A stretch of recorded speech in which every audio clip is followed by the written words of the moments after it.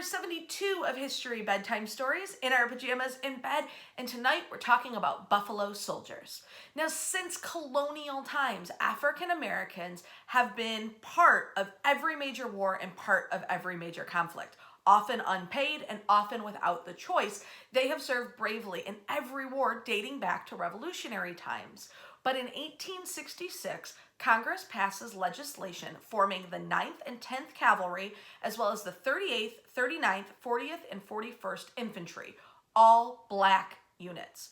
Under the law, they had to have a white commander, but the units were made up of former enslaved people, black Civil War soldiers, and freemen.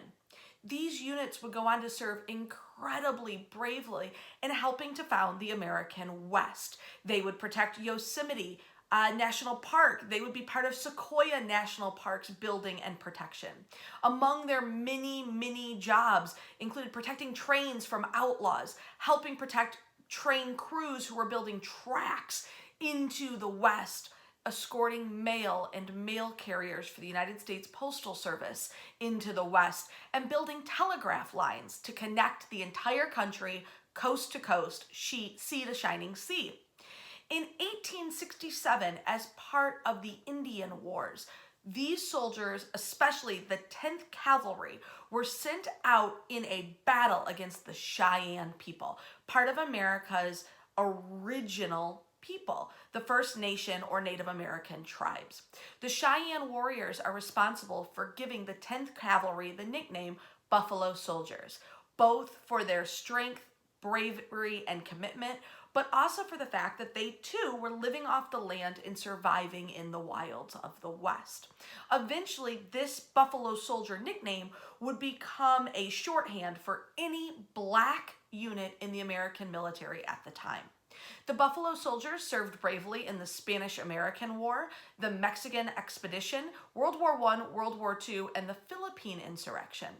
The Buffalo Soldiers are disbanded when the military is desegregated by President Truman in 1948, although African American soldiers, sailors, and airmen faced discrimination long after that. Today, we remember the Buffalo Soldiers not just for helping to claim the West, but for their bravery, tenacity, and real skill as soldiers.